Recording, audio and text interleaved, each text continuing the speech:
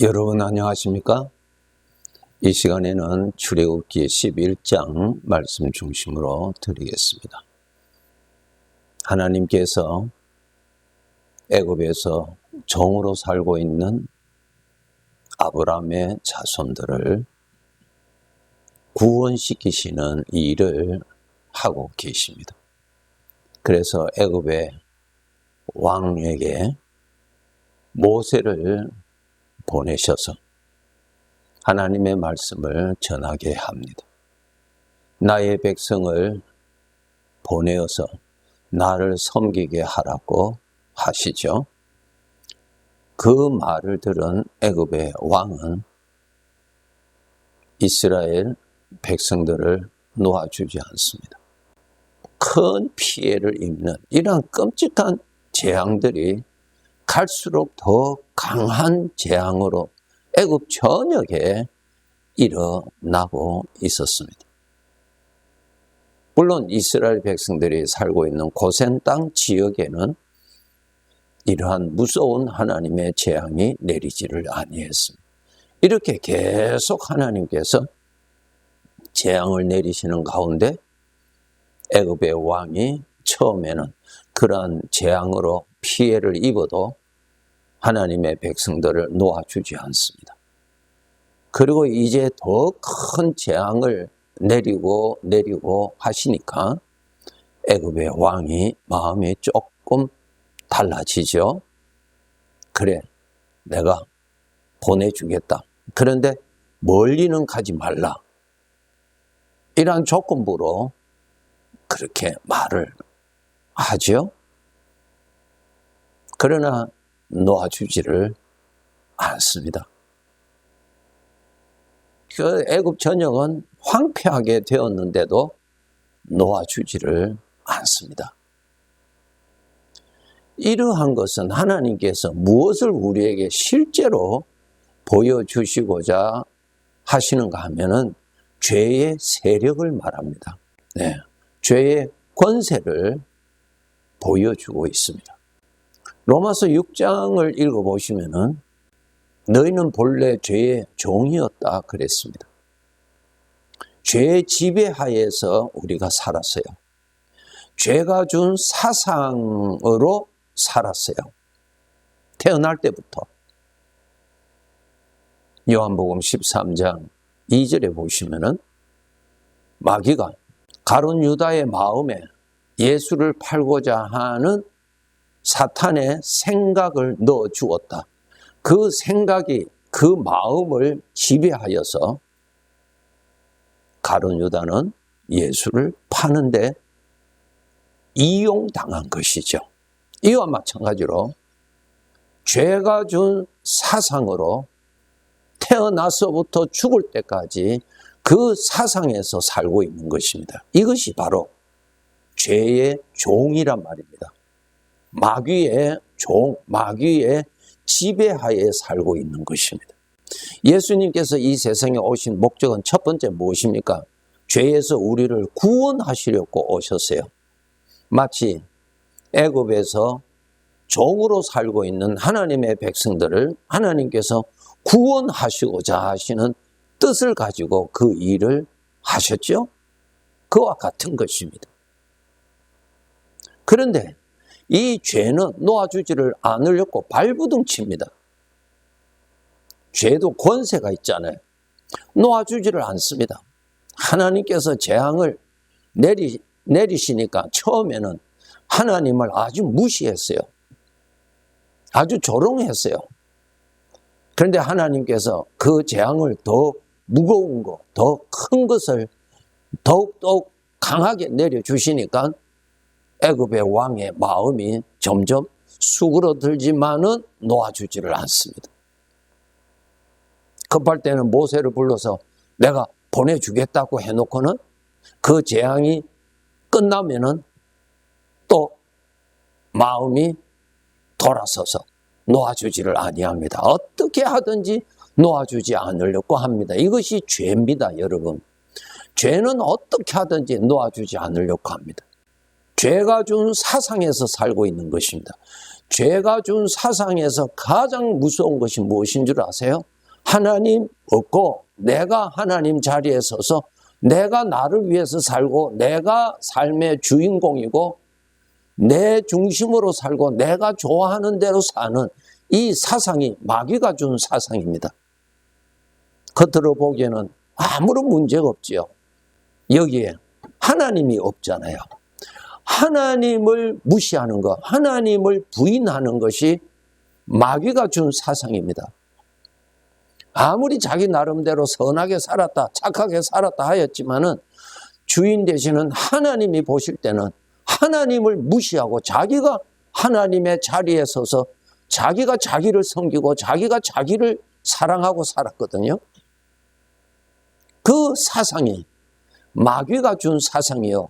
그 사상으로 인간을 자기의 손 아래 두고 지배하고 있는 것입니다. 이것을 알아야 돼요. 죄는 놓아주지 않으려고 합니다. 우리 구원받은 자들이 예수님을 믿었어요. 그래서 구원을 받았지만은 예수님을 믿었지만은 죄는 포기하지 않으려고 또 유혹합니다. 또 접근합니다. 이 죄는 어떻게 유혹합니까? 끊임없이 유혹합니다. 죄의 성품이 있잖아요. 이 죄의 성품을 통해서 죄가 항상 나에게 접근합니다.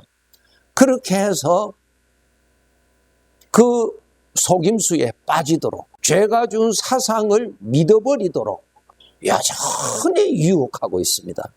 구원은 받았지만은 여전히 죄는 음료와 같이 접근해서 이렇게 속이고 저렇게 속이고 해서 하나님을 섬기지 못하게 하고 자기 자신을 섬기게 함으로 인하여서 마귀를 섬기게 된 것이 되는 것입니다. 여러분이 살기 위해서 예수님을 찾아야 돼요.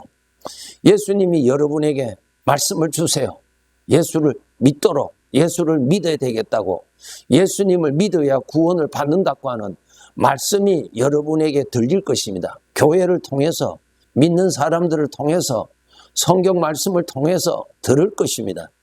그것을 듣고 여러분이 예수님을 믿으시면은 죄의 종에서 해방을 받게 되는 것입니다. 예수님을 반드시 믿으셔야 돼요. 그러면은 죄에서 해방받습니다. 죄에서 해방을 받으면은 이제는 우리 하나님이 같이 계셔서 하나님이 이제 우리 마음에 나타나셔서 말씀하시고 사모한 말씀을 주시고 하나님을 섬기도록 우리를 인도해 주시고 깨닫게 해 주시고 사모하도록 끊임없이 도와주십니다. 그것을 여러분이 받고 그것을 믿고 그것을 누리면서 살아야 됩니다. 애굽에서 해방받은 이스라엘 백성들, 하나님께서 구름 기둥과 불 기둥으로 같이 계셨죠. 여전히 우리가 예수 그리스도를 믿어서 마귀의 종에서 우리가 해방받았으면 하나님이 같이 계십니다. 하나님이 같이 계세요. 주님이 같이 계세요. 그 다음에 주님께서 출애굽기 16장에 보면은 먹을 것이 없을 때 항상 저들에게 먹을 만나를 내려주셨어요. 항상 그 만나를 먹고 저들이 살 수 있죠. 광야에서 저들이 거두어 드릴 것은 없어요. 하나님이 도와주심으로 인하여서 사는 것입니다. 마실 물이 어디 있습니까? 하나님께서 마실 물을 공급해 주셔서 하나님이 주시는 것으로 매일매일 살았어요. 하나님이 주시는, 하나님이 보호하시는 가운데서 매일매일 살았어요. 이와 마찬가지로 예수 그리스도를 믿어서 구원을 받았다면 하나님이 항상 같이 계시는 것을 알아야 되고 같이 계시는 하나님이 항상 도와주십니다. 살도록, 믿음으로 살도록, 애굽으로 돌아가지 아니하고 하나님을 따라서 하나님을 누리고 하나님을 섬기면서 살 수 있도록 매일매일 도와주세요. 하나님의 말씀을 읽게 하시고 하나님의 말씀을 듣게 하시고 그래서 나의 생각이 하나님께로 가게 만들어 주시고 사모하는 마음을 주시고 늘 도와주세요. 그것을 여러분이 믿음으로 항상 거두어 드려야 돼요.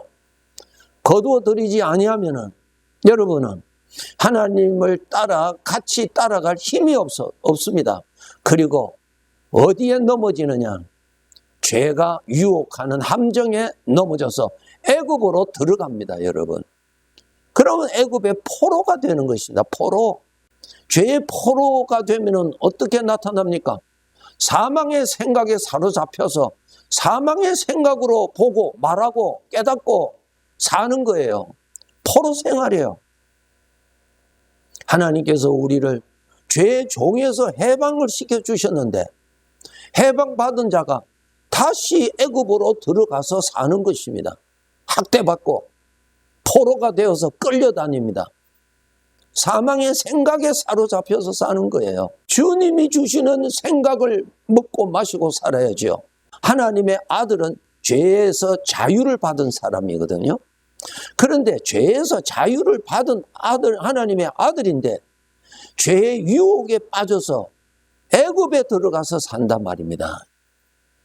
이것은 나를 구원하신 하나님을 욕되게 하는 것입니다. 출애굽기 14장에 보면은 이스라엘 백성들이 하나님의 구원으로 인해서 애굽에서 나와서 이제 하나님의 인도를 받아서 이제 나갑니다.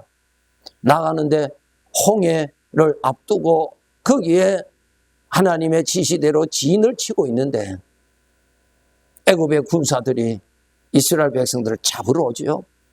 잡으러 와요. 죄는 어떻게 하든지 나를 다시 잡으려고 노력한다는 것을 아셔야 돼요. 우리 주님께서 요한복음 10장에서 나는 목자요 너희는 나의 양이라 그랬어요. 양은 목자를 따라다니는 것이거든요. 그런데 이 양이 목자를 가까이 따라가지 아니하고 저 뒤에 쳐져 있으면은 항상 여러분이 아시는 바와 같이 양떼들이 있는 주변에는 늑대가 항상 있습니다. 늑대가 잡아먹으려고 항상 서성거리고 있습니다. 베드로전서 5장에 읽어보면 그렇게 기록되어 있죠. 우는 사자와 같이 삼킬 자를 찾아 두루 다닌다 그랬어요. 하나님하고 멀어져 있으면 그거는 밥이에요, 여러분. 죄의 생각에 그냥 빠져버려요. 하나님의 말씀은 듣지만은 하나님의 말씀을 믿는 것보다도 죄에서 오는 생각을 진리처럼 확 믿어버려요. 사망의 생각을 믿어버려요. 그러면은 걸려들지요. 나를 망하게 하는 죄가 준 생각을 믿어버리면 어떻게 되겠어요? 포로가 돼요, 여러분. 분명히 하나님의 아들은 되었는데 죄의 포로 생활을 하고 있다. 부끄러운 일이요. 아버지의 이름을 욕되게 하는 것이고 우리의 원수 사탄이 즐거워하는 모습입니다. 그렇게 살아서 되겠습니까? 우리는 하나님의 아들이요. 그렇기 때문에 하나님의 아들이지만은 죄의 포로가 돼서 포로 생활하는 사람이 있고 하나님을 따라서 하나님을 섬기는 자가 있고 또 하나님의 자녀들 중에 두 부류로 나타납니다. 시편 65편 4절에 보시면은 주께서 택하시고 가까이 오게 하사 주의 뜰에 살게 하신 사람은 복이 있나이다. 주님을 가까이 해야 거기에서 먹을 것, 마실 것, 신령한 은혜를 먹고 마시면서 살아갈 수가 있고 영적으로 잘 먹어야 대적과 싸워서 대적을 이길 수가 있고 영적으로 잘 먹어서 건강해야 아버지를 잘 섬기게 되는 것입니다. 영적으로 내가 빈약하면은 나를 섬기는 것입니다. 나를 섬기는 것은 무슨 사상이랄까요? 마귀가 준 사상이에요. 즉 마귀를 섬기는 것입니다. 애굽의 종으로 살고 있는 이스라엘 백성들을 이 애굽의 왕이 어떻게 하든지 안 놓아주려고 하잖아요. 발버둥 치잖아요. 그런데 예수 그리스도를 믿어서 우리가 해방을 받았어요. 해방받았다고 해서 죄가 그냥 포기합니까? 아니에요. 어떻게 하든지 포로로 잡으려고 합니다. 어떻게 하든지. 우리 하나님의 자녀가 죄의 포로가 되지 않도록 하셔야 됩니다. 우리의 진정한 자유가 무엇입니까? 내 마음대로 하는 것이 자유입니까? 자유는 하나님만이 자유예요. 하나님을 가까이 할수록 자유합니다. 죄로부터 자유, 자기 욕심으로부터 자유, 하나님께 더 가까이 갈 수 있는 자유, 이보다 더 좋은 것이 어디 있어요? 로마서 6장 14절에 보시면은 죄가 너희를 주장하지 못한다. 무슨 뜻이에요? 이제는 죄의 노예가 아니다 말입니다. 죄가 너를 주장하지 못하니까 이제는 따라가지 말아라 그 말이에요. 하나님을 따라가라는 거예요. 예수 그리스도를 인하여서 죄에서 해방받았으면 이제는 예수님을 따라가야 돼요. 예수님을 따라가야 돼요. 하나님을 따라가야 돼요. 전에는 죄를 따라갔잖아요. 아니죠. 죄라고 생각하지 아니하죠. 자기 자신, 자기 중심으로 살잖아요. 그 사상이 마귀가 준 사상이라 그랬죠. 그것이 바로 마귀를 따라가는 삶이란 말입니다. 그런데 이제는 우리는 누구를 따라가야 되겠어요? 누구를 믿어야 되겠어요? 누구를 믿고 누구를 따라가야 되겠어요? 주님을 믿고 주님을 따라가야죠. 죄가 너희를 주장하지 못한다. 자유받은 사람이죠. 그런데 포로가 되는 하나님의 백성들이 너무 많단 말입니다. 포로가 되는 유다의 역사를 읽어보세요. 바벨론에 의해서 포로가 되지요. 사로잡혀서 70년간 포로 생활했어요. 포로 생활 70년간. 무슨 뜻이에요? 우리가 구원은 받았는데 포로 생활한다 말입니다. 포로 생활. 포로 생활해서는 안 되죠. 나와야죠. 예수 그리스도를 통하여서 죄에서 나와야 돼요. 예수 그리스도를 통해서 사망의 생각에서 빠져나와야 돼요. 그것만이 포로에서 자유받을 수 있는 길입니다. 생명의 생각을 따라 나가야 돼요. 그렇지 않으면 여전히 포로 생활이에요. 입으로는 주여 주여 하는데 마음은 잡혀서 못 나와요. 내가 살기 위해서 사력을 다해서 나오도록 노력하셔야 돼요. 그래서 생명의 생각을 따르고 주님을 따라가고 주님을 가까이 하기 위해서는 주님 생각을 많이 하셔야 돼요. 하나님의 말씀을 많이 생각하시고 나와 함께 계시는 주님을 많이 생각하셔서 어두움에서 빠져나와 해방을 받고 하나님을 사랑할 수 있는 이 자유를 누리면서 살아야 되겠죠? 그렇게 살아야 하는 것입니다. 그래서 우리 성도님들 예수 그리스도를 믿어서 구원 받았다면 포로가 되지 아니하도록 발부둥 치시고 그 다음에는 하나님을 섬기기 위해서 구원 받았으니 나를 섬기지 말고 내 욕심을 섬기지 말고 하나님을 섬기도록 최선을 다하여 살아야 합니다. 그 삶은 우리가 이 세상의 삶을 마치고 천국에 가면 하나님께로부터 영광을 받을 것으로 되는 것입니다. 주인이 인정하시는 삶을 살도록 더욱 깨어서 열심히 믿음으로 삽시다. 네, 감사합니다.